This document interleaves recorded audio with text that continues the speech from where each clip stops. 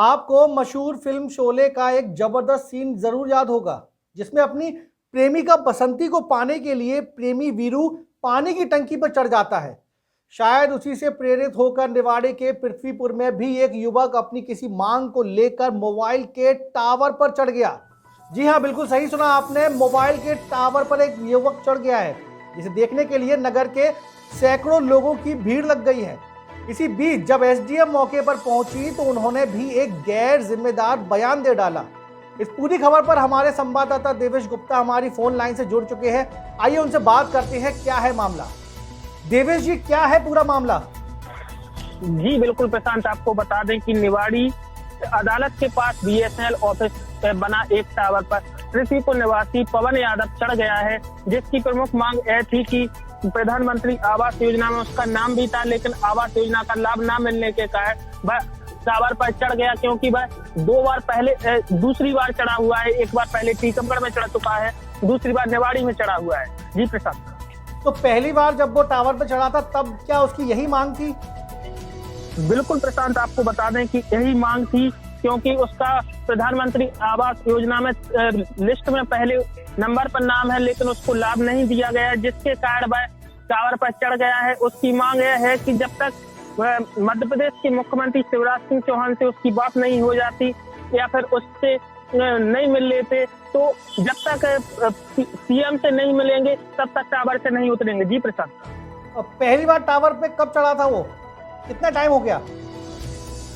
जी बिल्कुल प्रशांत, 2-3 वर्ष पहले वह टावर पर टीकमगढ़ कलेक्ट्रेट के पास चढ़ा हुआ था, क्योंकि उसकी यही मांग थी।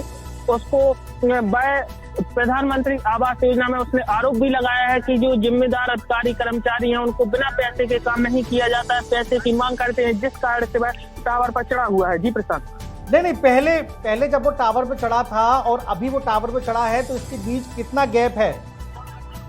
लगभग 3 वर्ष बीत जाने के बाद भी उसे अभी तक आवास योजना का लाभ नहीं मिला है। उसका कहना है कि 3 वर्ष पहले कलेक्टर टीकमगढ़, जब निवाड़ी जिला नहीं था तो टीकमगढ़ जिला था, जब टीकमगढ़ कलेक्टर द्वारा आश्वासन दिया गया था कि उसका प्रधानमंत्री आवास का जो योजना में नाम है उसका लाभ मिलेगा, लेकिन आज तक लाभ नहीं मिला है। जी प्रशांत, मौके पर प्रशासन मौजूद है? जी बिल्कुल प्रशांत, मौके पर निवाड़ी एसडीएम वंदना राजपूत, एसडीओपी श्रीवास्तव जी सहित आला अधिकारी मौके पर मौजूद है, और पवन के परिजन भी, माताजी और भाई मौजूद हैं। उन्होंने भी फोन पर बात की है पवन से, पवन को समझाने की कोशिश की है, लेकिन उसका साफ तौर पर कहना है कि जब तक आवास योजना का लाभ नहीं मिलता, जब तक टावर से नहीं उतरेंगे, या आवास योजना का लाभ मिले या सीधे मुख्यमंत्री स्वयं आश्वासन दे कि आवास योजना का लाभ मिले।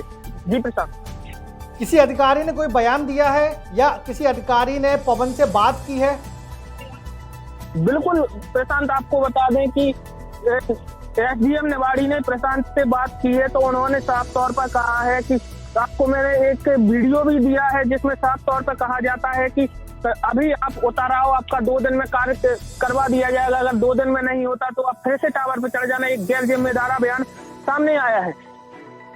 एसडीएम साहिबा ऐसा गैर जिम्मेदार बयान कैसे दे सकती है कि 2 दिन अगर काम नहीं होता है तो आप वापस टावर पर चढ़ जाइए? बात को मत पकड़िए भाई, आप इसमें सीधा अपनी मांग बताइए। आपकी मांग क्या है? अगर हम लोग 2 दिन में उसको पूरा करके नहीं देते हैं तो आप दोबारा चढ़ जाइएगा, और क्या। जी बिल्कुल प्रशांत, आपको बता दें कि एसडीएम साहिबा मीडिया से भी बचती नजर आ रही है। मीडिया ने जब बात करने की कोशिश की तो उन्होंने कहा पहले कैमरा बंद कीजिए, इसके बाद मैं समझाऊंगी, इसके बाद आप बयान लीजिए मेरा। बिल्कुल, आप रिकॉर्ड कर रहे हैं जी, तो बंद कर लीजिए, पहले सुन लीजिए हमारी बात। सुनने नहीं बोलिए, पहले उसको बंद करिए। आप हमसे बात करिए, जब ऑन करने की बोलेंगे तब आप ऑन करिए। इस पर साफ तौर पर कहा जा सकता है कि एक बड़ी लापरवाही है, और यहाँ जो प्रशासनिक अधिकारी हैं सब लोग हाथ पे हाथ रखे बैठे हुए हैं, ना तो किसी प्रकार की मशक्कत कर रहे हैं। करीब 6 घंटे बीत जाने के बाद भी अभी भी टावर पर चढ़ा हुआ है पवन। तो क्या उम्मीद लगती है आपको, आप मौके पर मौजूद हैं, क्या उम्मीद लगती है व्यक्ति उतरेगा या नहीं?